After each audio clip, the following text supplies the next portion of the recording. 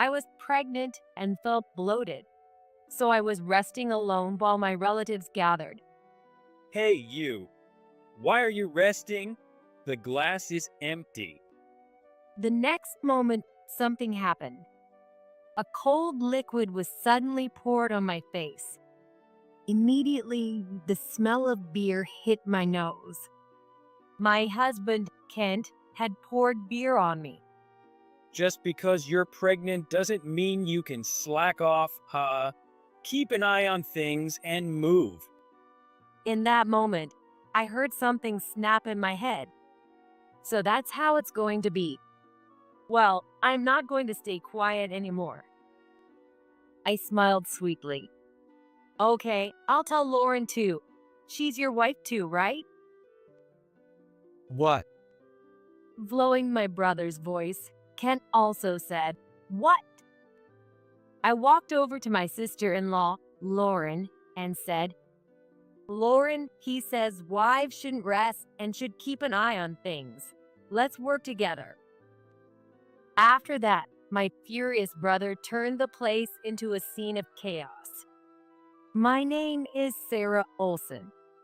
I'm a 30-year-old working housewife. I was born as the second child of the Johnson family. My family consists of my parents and my brother, Mike, who is 3 years older than me. From a young age, my parents didn't get along very well. The reason was my dad's womanizing. Apparently, my dad frequented nightclubs and repeatedly cheated and squandered money.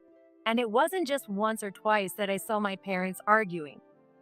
Eventually, when I was in elementary school, my parents got divorced. My brother and I were taken in by our mom. We had to move and change schools. In my anxiety, my big brother, Mike, told me, Sarah, from now on, I'll be your dad figure. I'll definitely protect you. You can rely on me for anything. "Thank you, Mike." At that time, Mike was still in upper elementary school. He must have been anxious too, but he still said those words to me, and I respect him for that even now. After that, the three of us, my mom, Mike, and I lived together. We both used scholarship programs to go to college, and Mike joined a major construction company. I also started working for the cosmetics company that I wanted. However, soon after I started working, our mom fell ill. By the time she was hospitalized, it was too late, and a few months later, she passed away. At her funeral, as I was crying, Mike said to me, From now on, it's just the two of us supporting each other. Sarah, you have me. It's going to be okay. I carried those words like a talisman through my 20s. Mike and I lived separately, but we would meet up for meals and to catch up. He was always the reliable and proud brother I could count on. In my late 20s, I attended a mixer with friends and had a fateful encounter. Nice to meet you. I'm Kent Olson. You mentioned in your introduction that you like watching movies, right? Me too. One of the male participants, Kent, spoke to me. After that, we hit it off over our shared interest in movies and exchanged contact information. Kent pursued me eagerly after that. I didn't mind, and eventually we started dating. He worked at a company that his parents owned, dealing in construction materials. I'm planning to take over my parents' company while I'm still young. You might be lucky to date someone as promising as me. I remember Kent joking like that when we were dating. Anyway, Kent and I dated for nearly 2 years without any major issues. I liked his manly and cheerful personality, and I started thinking about a future with him. On my birthday during the second year of our relationship, Kent made a reservation at a fancier restaurant than usual, and near the end of the meal, he presented me with a ring and said, Sarah, will you marry me? Let's be happy together. I happily accepted the ring and said tearfully, Thank you, Kent. I'm so happy. I gazed at the ring in delight. At that moment, I was on top of the world. After that, we decided to visit each other's families to announce our engagement. Kent's parents had divorced long ago, and I heard only his dad, Ken, who was the president of the company, lived at his family home. When I first met Ken, he was a stout man with a commanding presence. When Ken introduced me and told Ken we were getting married, Ken said, Well, you want to get married? Okay, I accept your marriage. I felt relieved and let out a sigh of relief. Then Ken continued, Sarah, right? After you get married, quit your job and join our company. I'll put you to work as an office clerk. What? I was shocked by Ken's words. I had planned to continue working at the cosmetics company where I felt fulfilled. Excuse me, Ken. I find my current job very rewarding. I plan to continue working there after getting married. Then Ken frowned. Hey, my dad is offering you a position. But you know how much I love my job. Listening to our conversation, Ken said, All right, fine. I understand you don't want to work at our company. Do as you please. Ken then seemed a bit displeased, and I felt awkward. A week later, it was time to introduce Kent to Mike. Mike also supported our marriage, which made me happy, but Kent said something unexpected. So, Mike, I hear you work at that big construction company. Which college did you attend? I went to Georgia Institute of Technology. Kent was proud of having graduated from a fairly well-known private university. However, the state university Mike attended had higher prestige and academic ranking than Kent's university. Kent's face twisted. Oh, Georgia Institute of Technology? You went to the state university because you were financially struggling, right? What? Well, you were raised by a single mom, right? Must have been tough. As for me, my parents paid for everything, so I went to a private university. I was stunned by Kent's words. Well, it wouldn't be true if I said we didn't struggle. Hearing this, Kent looked a bit pleased. At the end of our first meeting, Mike said to Kent, Kent, Sarah is my precious sister and my only family. Please make her happy. I remember Kent replying, "Leave it to me." After that, Kent and I got married. We had a typical wedding, inviting Kent's relatives and my friends, and started living in an apartment near his family home. I thought my sweet life with Kent was about to begin. But soon I hit a wall. Kent didn't do any housework at all. Not only did he not help with cleaning, laundry, or cooking, but he also didn't clear his dishes, left his clothes lying around, and didn't throw away his trash. I found out that Kent, who had lived with his dad, Ken, until now, had always had a housekeeper doing everything for him.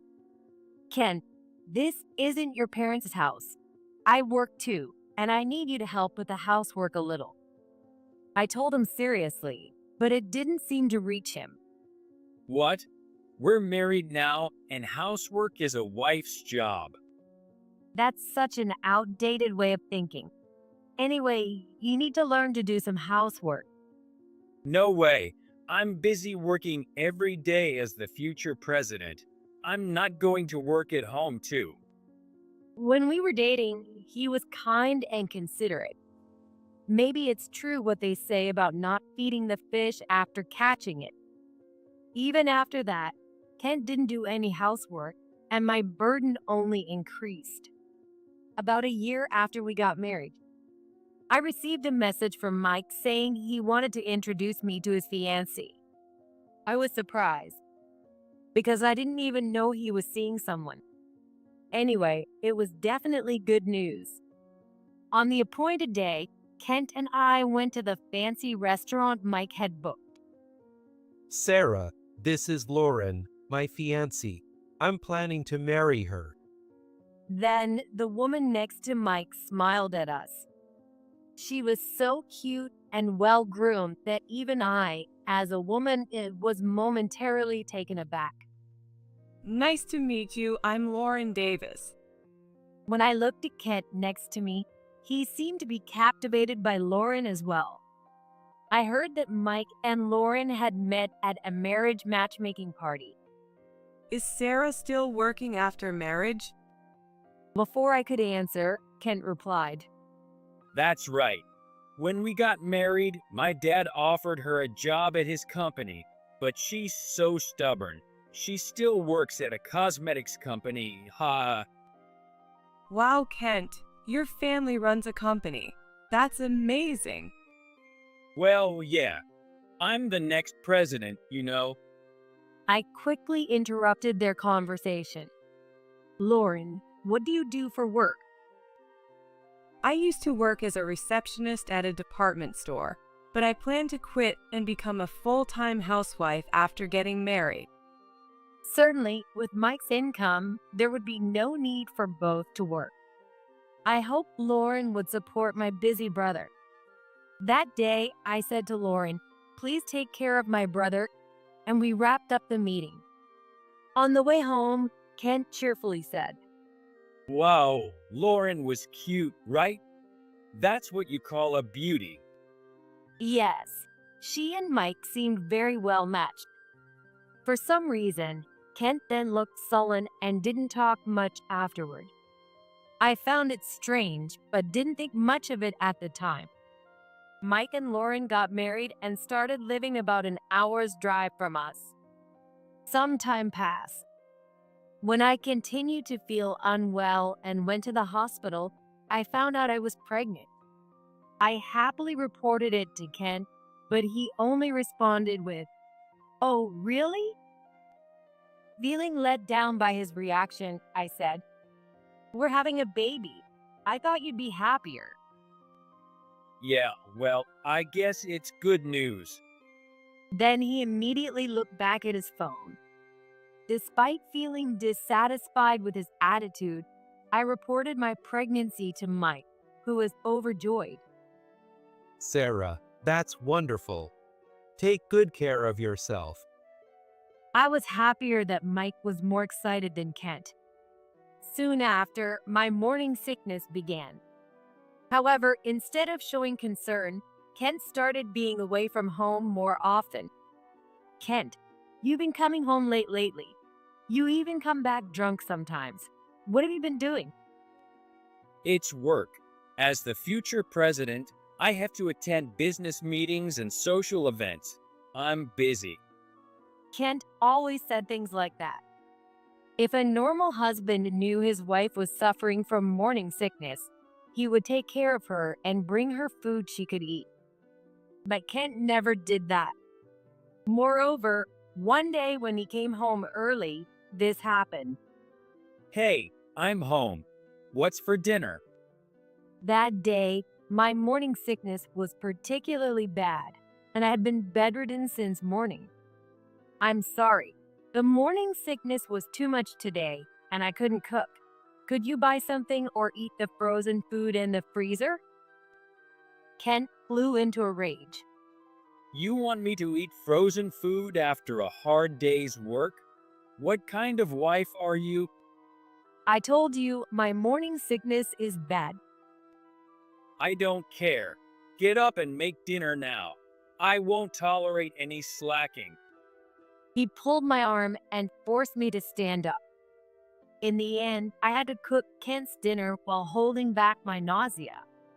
After that, Kent continued to come home late and go out even on weekends.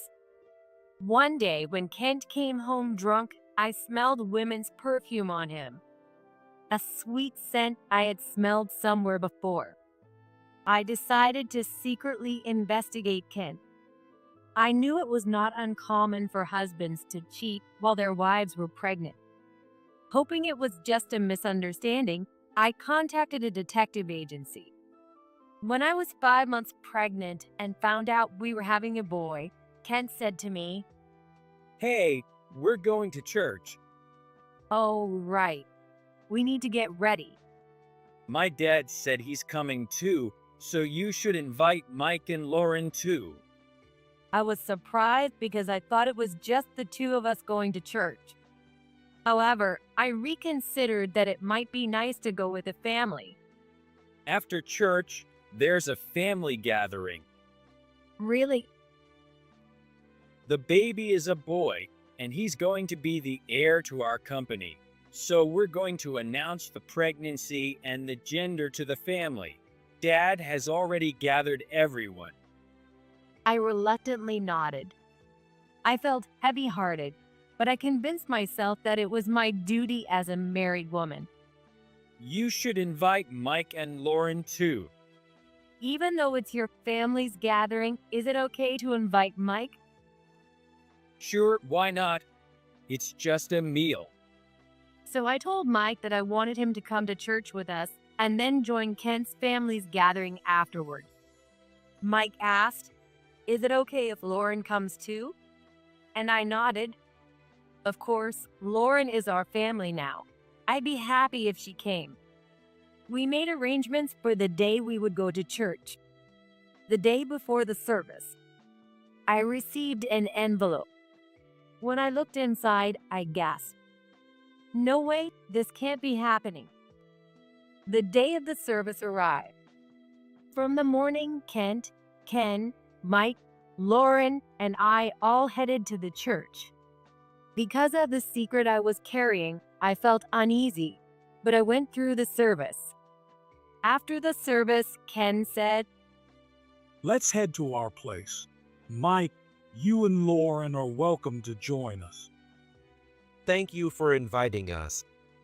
So we took a taxi to Kent's family home. After a while, the relatives started to arrive, congratulating me on the pregnancy. Many of Kent's relatives worked at Ken's company and were mostly sensible and kind. I was busy serving them beer and setting up the catered food on the table. Is it okay for you to move around so much with your big belly? Should I help you? Mike asked me with his concern, but I smiled and said, "I'm fine." Soon, with Ken's toast, the family meal began. Kent was happily drinking the beer poured by his relatives. Mike and Lauren were in a corner talking and eating. I was about to go around saying hello to Kent's relatives, but at that moment my stomach became very bloated. Ouch, ouch. Whether it was the stress or the recent busy activity, my belly hurt. In such times, resting usually helped, so I sat down, rubbing my belly and trying to relax. Then Kent said to me, Hey, what are you resting for? The glasses are empty. and then, in the next moment, a cold liquid was suddenly poured on my face. Immediately, the smell of beer hit my nose. Ken had poured beer on me. Just because you're pregnant doesn't mean you can slack off. Keep an eye on things and move around. In that moment, I heard something snap in my head. So that's how it's going to be. Well, I'm not staying quiet anymore. Before I knew it, everyone in the family was watching us. Smiling sweetly, I said, "Okay, I'll tell Lauren too. She's your wife too, right? Ha ha." What? Following Mike's voice, Kent also said, "What?"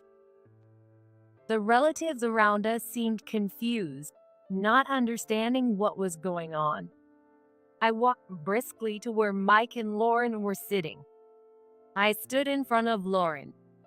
"Lauren, he says wives shouldn't rest and should keep an eye on things. Let's work together." Lauren looked at me with a blank expression. Mike had the same look. Hey, Sarah. What are you talking about? Lauren is Kent's wife. This doesn't make any sense. Mike seemed genuinely bewildered. At that moment, Kent hurried over. Mike and Lauren, I'm sorry. It seems she's confused. They say pregnancy can make you emotional, but maybe it's making her crazy. Kent grabbed my arm, but I shook him off. Maybe you're the one who's lost it. This woman is your wife, right? She should be helping out. Come on, Lauren, get up. I glared at Lauren as I spoke, and she said, Wait, Mike, your sister is acting strange. She's saying things that don't make any sense. It's insulting. Lauren moved closer to Mike, but Mike looked at my face and muttered, Sarah, you're serious, aren't you? Tell me what's going on. Recently, Ken has been coming home late. One day, I smelled women's perfume on him. It was the same scent you're wearing, Lauren. It made perfect sense why the scent seemed familiar. It was the same perfume Lauren wore on the day we first met. Then Lauren burst out laughing. How ridiculous, haha. You suspected Kent and me over just that. This perfume is sold everywhere. Kent joined in. That's right, Sarah. It's disrespectful to Lauren, and all the relatives are watching. Just stop it already. He grabbed my arm and tried to take me back to my seat. You know, I have proof. What? I went to get my bag and took out a brown envelope. I spilled its contents in front of Mike and Lauren. It was a bunch of photos. Photos of Kent and Lauren having meals together, getting close, and leaving a motel arm in arm. What is this? I watched Lauren's face turn pale as I spoke. Did you think I was accusing you based only on the smell of perfume? I hired a proper detective agency to investigate Kent. I didn't expect you to be the other woman, Lauren. Lauren's mouth opened and closed without a sound, so I continued. The investigation report also included your conversations. Kent, you said, Lauren is my wife, and Lauren, you were happy about it. So Lauren, you are his wife, right? Am I saying something wrong? Kent was crawling around, trying to gather the scattered photos. But Mike was staring at the photo he picked up, the one of Kent and Lauren leaving the motel. I received these results yesterday. At first, I wanted to stay quiet to avoid hurting you, Mike, and I hoped to break them up quietly. But when Kent poured beer on me and said those awful things, I couldn't forgive him. I'm sorry, Mike. I finally broke down and started crying on the spot. Of course, I couldn't forgive Kent and Lauren, but what hurt the most was deeply wounding my brother, who knew nothing about it. Then Mike stood up and put his hand on my head.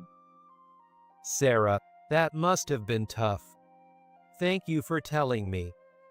His voice was gentle, and I started crying even more. Mike then looked directly at Lauren and Kent. So, what's going on? Lauren, were you seeing him while I was away for work? Lauren looked panicked. No, Mike, it's a misunderstanding. What misunderstanding? These photos look real enough. Explain it properly. Well, just before Sarah got pregnant, I ran into Kent outside. He asked for my contact information, and we ended up going out for drinks. And then you cheated. Kent and Lauren were pale and silent. Kent, what the hell were you thinking? Having an affair with your wife's sister-in-law? When I accused Kent, he turned his face away awkwardly. Well, Lauren is prettier and cuter than you. She doesn't nag me about housework all the time like you do. What? It's only natural for me to be attracted to her. You're not even that pretty. Besides, I don't have any love left for you. I felt my face flush with anger. How can you say such things to your pregnant wife? Do you have any sense of responsibility as a father and husband? You're being completely irresponsible. A moment of silence followed, but Kent and Lauren glared at me. Then Kent let out a big sigh. All right, enough. This is such a hassle. So, what do you want by exposing all this in front of the family? What? Divorce? Fine by me. I don't care about the baby either, so let's get divorced. You're just going to shrug it off. When I said that, Kent laughed scornfully and looked at Mike. So, Mike, I'll be taking Lauren then. Son of a bitch. Kent pulled Lauren close in front of me and Mike. Hey, Lauren, how about it? You really become my wife. At first, Lauren looked surprised, but then she smirked. Yeah, I don't mind divorcing either, haha. Lauren, are you serious? Yes, I am. Well, even though you work for a big company, you're still just an employee. Kent, who will be a president someday, might be more suitable for me. While Mike and I stood in shock, Ken, who had been watching everything, spoke up. That sounds good. I also think you're better suited for Kent than this plain girl with no parents. I looked at Ken in shock. He was glaring at me with a hateful expression. You didn't take the job that I offered, and you're a poor excuse for a wife. Besides, as Kent said, Lauren is prettier. Kent and Lauren make a great couple. They should get married soon. Then Lauren said, "Thank you very much," in a sing-song voice. I felt dizzy. Like father, like son. Kent grinned at Ken's words. With Dad's approval, that settles it. We're getting divorced. Mike and Lauren too. Then Lauren and I will get married and have our happy ending. I was speechless, and Kent turned to Mike. Sorry for stealing your wife. I may not have your education, but it seems I'm the better man, haha. Kent wrapped his arm around Lauren's shoulders, and she leaned into him with a smug smile. To me, they looked like demons. When I looked at Mike, he was trembling, his head down, face hidden. Mike. He slowly raised his head and looked at Lauren. Lauren, I understand your decision. Knowing you cheated, we can't stay together. We're getting divorced. I already said that. I don't care about you anymore. Ken, you've insulted my precious sister Sarah quite a bit. I can't let that go. If you think everything will go smoothly now, you're mistaken. Ken's eyes widened at Mike's words, but then he smirked. What can a youngster like you do? As her brother, just take your loser sister and get out. Mike looked directly at Ken one last time. You had an affair with my wife and betrayed my sister and her unborn child. You will pay for this. What can you do, ha ha ha? It's humiliating to have your wife taken, so stop boasting. It's pathetic. Then Kent, Ken, and Lauren started laughing at us. Come on, you losers, get out. We're about to celebrate welcoming my new wife. Mike spoke to me briefly. Sarah, let's go. We don't need to stay with these people. That's right. Mike and I had left Kent's family house, leaving behind a buzzing Kent's relatives. As we walked side by side, Mike spoke to me. Sarah, is your belly okay? Are you feeling all right? I said, "Yeah, I'm good." But then I started crying again. I'm so frustrated. I'm so angry. He smiled warmly at me. This isn't over. We'll make them pay and drag them down to hell. I knew it. Despite his smile, Mike was seething with rage inside. We went into a diner at his suggestion. "Order anything you like," Mike said as I was choosing from the menu. He then left the table. It seemed like he was on a phone call with someone. When he returned, he smiled at me. Now, the real show begins. I didn't understand what he meant, so I just started eating the food that had been brought to us. A few minutes later, my phone started ringing loudly. The caller was Kent. Mike told me to ignore it, so I did, but it kept ringing over and over. Eventually, Mike took my phone and answered it. After ending the call, he said to me, Sarah, we're going back to his house. "Really? But, Mike." It's fine. Just come with me. We returned to Ken's house together. What greeted us was utter chaos. Shouts were flying around, and I could hear someone screaming in panic. When Mike and I arrived, everyone turned their attention to us. Kent shouted, Hey, our biggest client just said they're stopping all business with us. They mentioned your name. What's going on here? I looked at Mike, and he was smiling.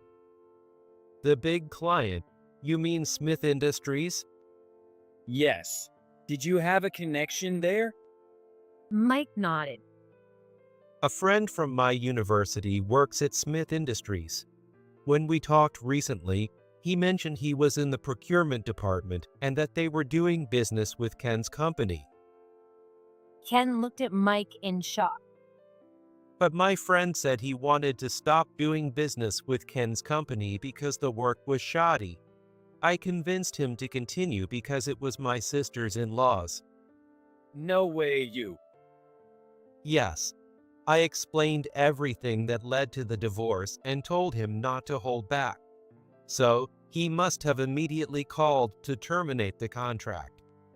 One of the relatives who worked at Ken's company muttered, If we lose the deal with Smith Industries, we won't survive. What do we do? The relatives working at Ken's company started to panic. Ken turned pale and held his head in his hands. Everyone, I have connections with a friend who is starting a materials company nearby. If you cut ties with Ken and Kent, I can get you jobs there. As Mike said this, the relatives exchanged glances and began gathering around him and saying things like, "We'll cut ties with them. They're terrible people." Hey, you're all going to abandon us and go to another company? One of the relatives replied to Ken, We've had enough of your tyrannical management. Without the Smith Industries deal, we're sinking. We owe you nothing. Besides, during that whole commotion, you two insulted these people completely. The real scum here are you and your son.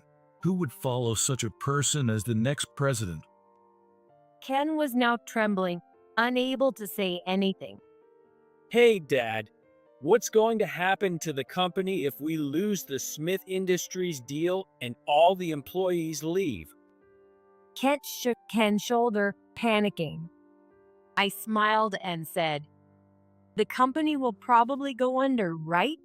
Even if it survives, it won't be like before." Damn it. If your brother hadn't interfered. Kent, with a furious expression, reached out towards me.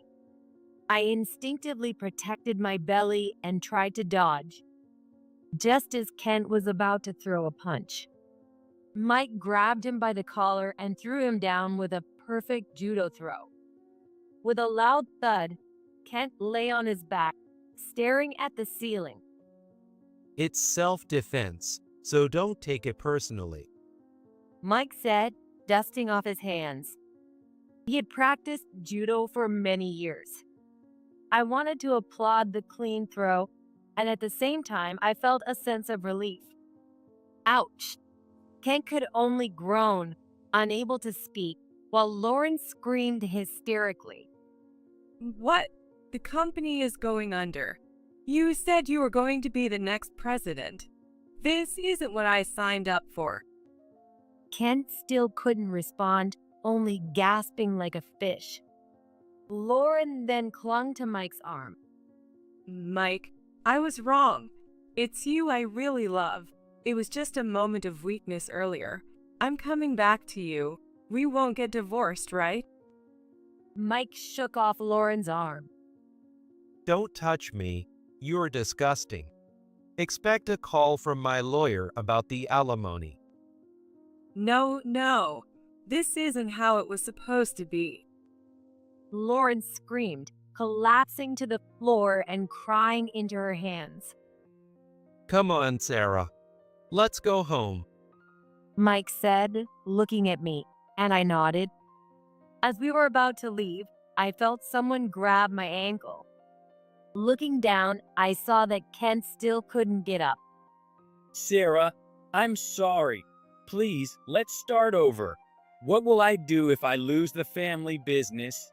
You work at a big company. You can take care of me. No way. I'll take good care of the baby too. So let's be a family again. Please, Sarah, forgive me. At that moment, I shouted at the top of my lungs. Don't be ridiculous. We're getting divorced. I'll be claiming alimony and child support, so you better pay up. I never want to see you again, you worthless man. Kent screamed and tried to chase after me, but the relatives held him back. And this time, Mike and I left there. Afterward, both Mike and Lauren and Kent and I finalized our divorces. Mike claimed alimony from Lauren, who, having no savings, had her parents pay for it. Lauren's parents, who were strict, took her back to their rural home, where she worked under their watch to repay the money. Of course, I also claimed alimony from Lauren. As for Ken's company, after losing the contract with Smith Industries and the mass resignation of employees, it went bankrupt. It turned out Ken's company wasn't doing well financially, and there was little left. Ken was cut off by his relatives, lost his company, and now lives as a recluse. As for Kent, I claimed alimony and child support from him as well. Kent paid alimony with his meager savings and agreed to pay $700 a month in child support. Paying me left him broke, and then Mike claimed alimony from him too. Unable to pay it all, Kent went into debt. He has since found a new job, but between child support and debt repayment, he has little left and now lives at his family's home to care for Ken. I no longer have any feelings for Kent. As for me, I moved to live near Mike and gave birth a few months later. Mike was as happy about the baby's arrival as if it were his own, and I asked him to be the godfather. I am now working hard and raising my child. Mike dotes on my child and helps us a lot. From now on, I want to cherish my loving family and live positively.